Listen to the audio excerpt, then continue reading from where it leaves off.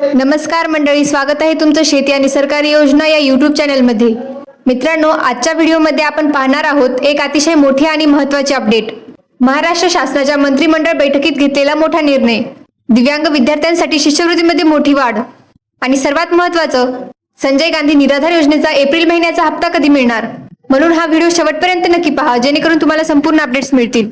Video सुरू करण्यापूर्वी एक छोटीशी विनंती आहे, तुम्ही जर या चॅनेलवर पहिल्यांदाच आला असाल तर चॅनेलला नक्की सबस्क्राइब करा, जेणेकरून संपूर्ण अपडेट्स तुम्हाला वेळेवर मिळतील।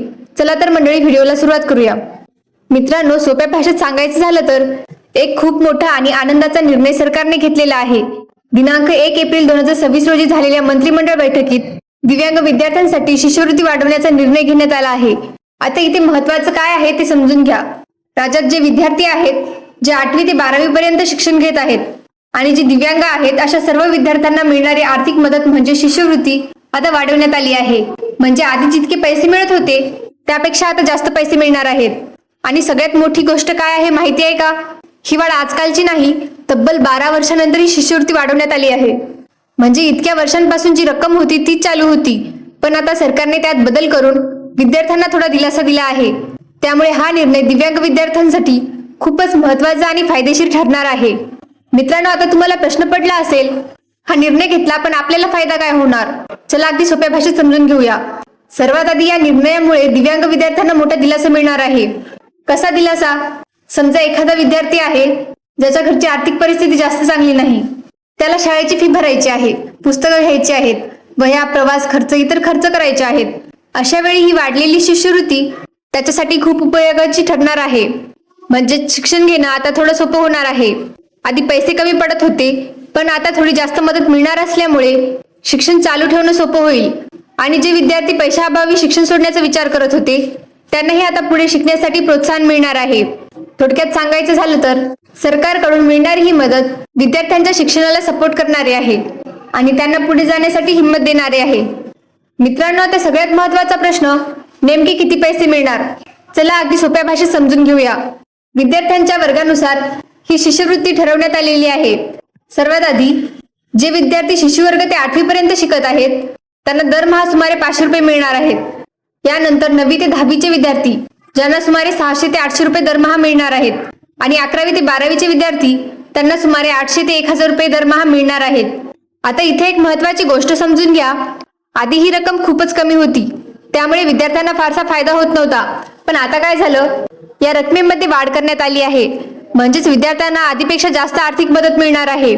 थोडक्यात सांगायचं झालं तर जितका मोठा वर्ग तितकी जास्त शिष्यवृत्ती, आणि ही वाढ विद्यार्थ्यांसाठी नक्कीच उपयोगाची ठरणार आहे। मित्रांनो, आता तुम्हाला प्रश्न पडला असेल, सरकारने ही शिष्यवृत्ती का वाढवली? चला अगदी सोप्या भाषेत समजून घेऊया।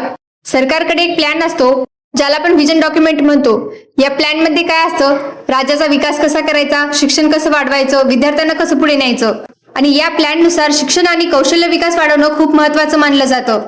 आता दुसरी महत्त्वाची गोष्ट, 2016 मध्ये एक कायदा करण्यात आला होता, दिव्यांग व्यक्ती हक्क अधिनियम 2016। या कायद्यानुसार काय सांगितलं आहे?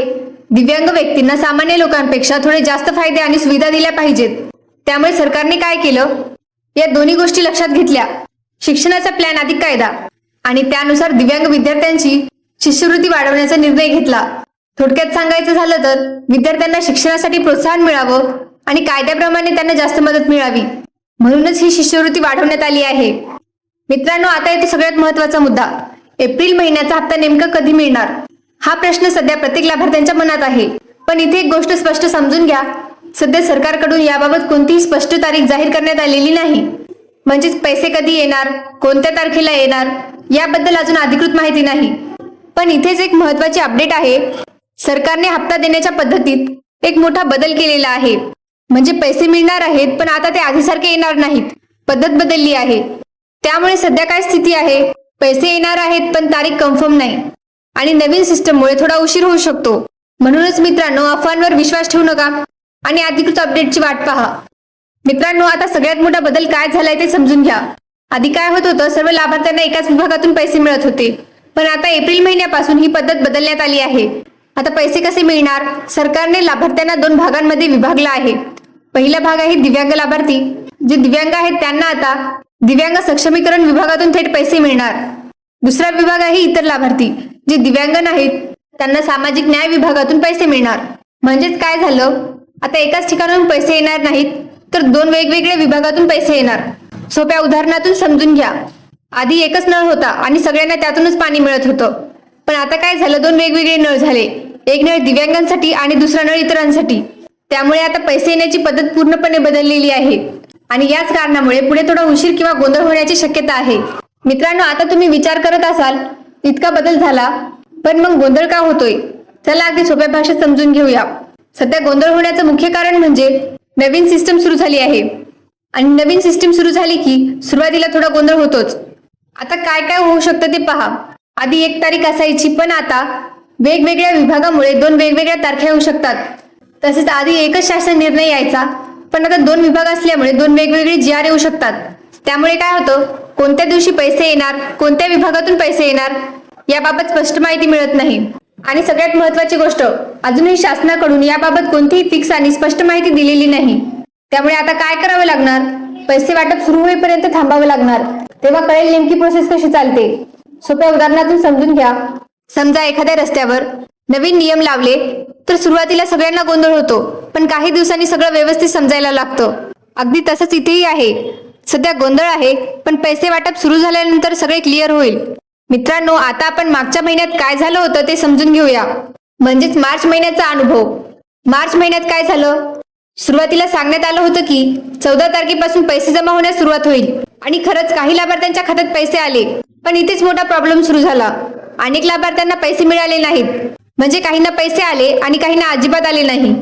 आणि काही लोकांच्या बाबतीत तर बँकेत स्टेटस दाखवत होतं ट्रान्झॅक्शन फेल्ड, म्हणजे पैसे पाठवले गेले पण खात्यात जमा झाले नाही. आता पुढे काय झालं, सांगितलं गेलं की टेक्निकल प्रॉब्लेम होता आणि तो सोडवला गेला आहे. पण तरीही ज्यांना पैसे मिळाले नव्हते त्यांना नंतर पैसे मिळाले का नाही हे अजून स्पष्ट नाही. त्यामुळे मार्च महिन्यात काय सिच्युएशन होती, काहींना पैसे मिळाले, काहींना मिळाले नाहीत आणि काहींचे ट्रान्झॅक्शन फेल झाले. त्यामुळे मोठा गोंधळ निर्माण झाला होता. आणि हाच अनुभव पाहता आता एप्रिल महिन्याच्या हप्त्याबाबत लोकांच्या मनात अजूनही शंका आहे. थोडक्यात सांगायचं झालं तर मार्च मध्ये सिस्टीम नीट चालली नाही. म्हणूनच एप्रिल मध्ये काय होणार हे पाहणं खूप महत्वाचं आहे. मित्रांनो, आता सगळ्यात मोठा प्रश्न जो सगळ्यांच्या मनात आहे, मार्च आणि एप्रिलचा हप्ता एकत्र येणार का? कारण काय आहे, मागच्या महिन्यात म्हणजे मार्च मध्ये अनेकांना पैसे मिळाले नाहीत. त्यामुळे आता लोकांना वाटतंय की जे मार्चचे पैसे राहिले ते एप्रिल सोबत एकत्र मिळतील का?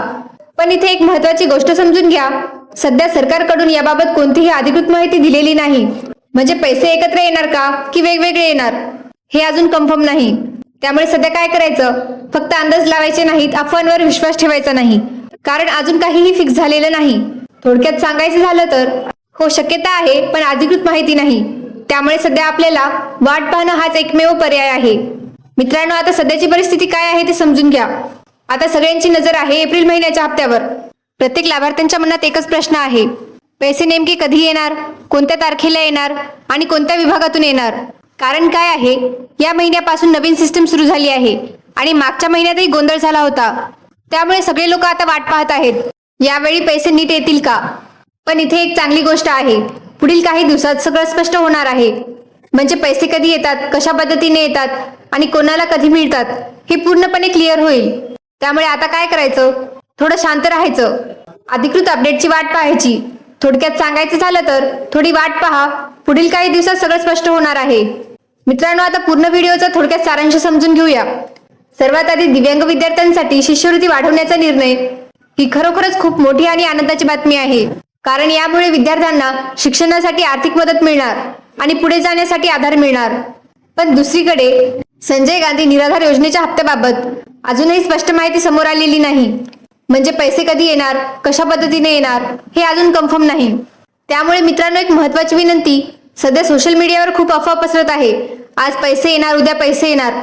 पण अशा कोणत्याही बातम्यावर लगेच विश्वास ठेवू नका. नेहमी लक्षात ठेवा, जोपर्यंत अधिकृत अपडेट येत नाही तोपर्यंत कोणतीही माहिती फायनल नसते. त्यामुळे आता काय करायचं, थोडी वाट पहा, अधिकृत अपडेटची वाट पहा. थोडक्यात सांगायचं झालं तर चांगली बातमी आहे पण अजून थोडी वाट पाहावी लागणार आहे. मित्रांनो, जर ही माहिती तुम्हाला उपयुक्त वाटली असेल तर व्हिडिओला एक लाईक नक्की करा आणि तुमच्या मित्रांना, नातेवाईकांना जास्तीत जास्त शेअर करा.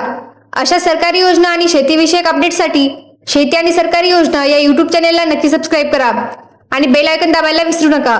आणि जर तुम्हाला रोजच्या रोज मोबाईलवर अशाच लेटेस्ट अपडेट्स पाहिजे असतील तर आमच्या व्हॉट्सअप ग्रुपला जॉईन करा. व्हॉट्सअप ग्रुपची लिंक डिस्क्रिप्शन मध्ये दिलेली आहे. त्या लिंकवर क्लिक करा आणि लगेच ग्रुपमध्ये जॉईन व्हा. पुढील अपडेटसाठी आमच्यासोबत नक्की राहा. धन्यवाद. जय हिंद, जय महाराष्ट्र.